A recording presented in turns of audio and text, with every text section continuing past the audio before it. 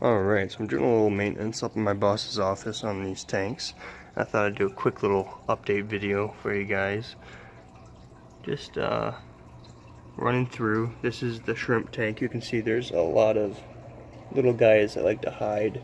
They're basically the same color as this new substrate. This is the, I think it's called Samurai soil. It's a lot more gray and silver than, oh, there's a snail floating up. It's a lot more gray and silver than other like soils like the ADA aqua soil or any of those like eco balance stuff. It's a lot grayer, and I'm not sure if I'm a fan or not. It makes the red shrimp pop a lot, but I'm pretty sure black soil does too.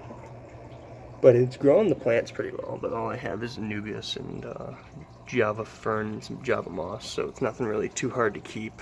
Thinking about putting some little bit more difficult stuff, you know, still talking easy stuff like Bacopa right in the back corner. Something. This terrarium still doesn't have anything. Keeping the soil nice and wet though, so when it comes time to get a frog or poison dart frogs or a salamander, whatever ends up going in here, I think it's going to be a salamander, just some small species. It'll be nice and wet and good for it, and maybe we'll do some seeds in this back corner and this back corner of some type of like kale or herb or something like that, just to add a little greenery. And those are really good plants to grow because they can handle really moist soil and lower light.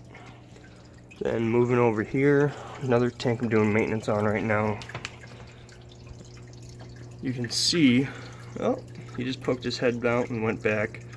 There is a pygmy angelfish in the back right corner right now. Just picked him up today from Petco. I think he's a yellow face. And there's also a red reef lobster in here, but he likes to hide during the daytime. But he comes out during the night and while feeding. You can see there's a little bit of cyano, but most of it's gone. You can see those really bright white spots. That's where most of the cyano was, but I used the SR Aquaristic cyano red-green slime remover, whatever it's called, to remove that.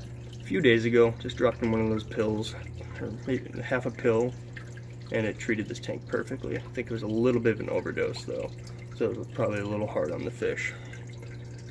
The circulation you can see up top's a little low because I have the big rock in front of the output of the pump, but still does an okay job.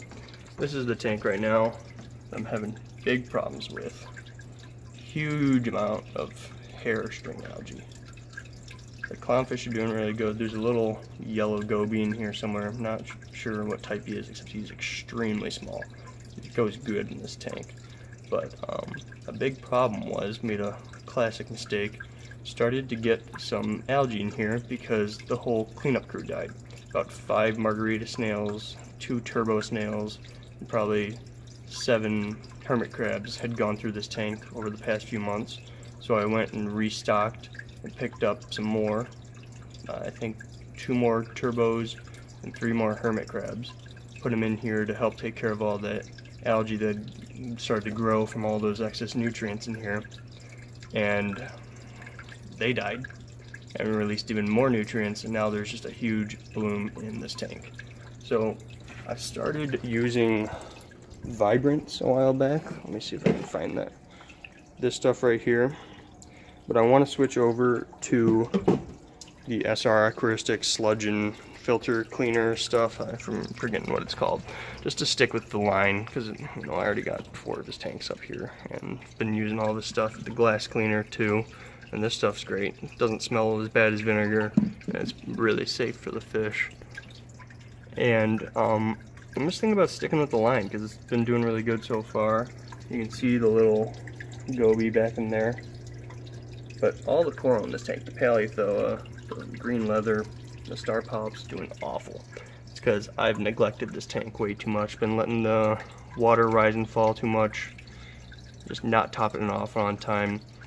Been doing it about every other week when it should be every like 3 or 4 days, but it doesn't evaporate very much. It's got the little splash guard up there. I have it pushed back right now for maintenance. It does a really good job, and these lights don't grow algae too much, but when you have as many nutrients in the water, all this flow, and the light's ramped up all the way, and it's right next to this big window, you're gonna get the algae like this. So I gotta start dosing in the bacteria, do a couple more water changes, and make sure I'm topping off the water more often. But that's basically the simple update of what's going on here as of early January.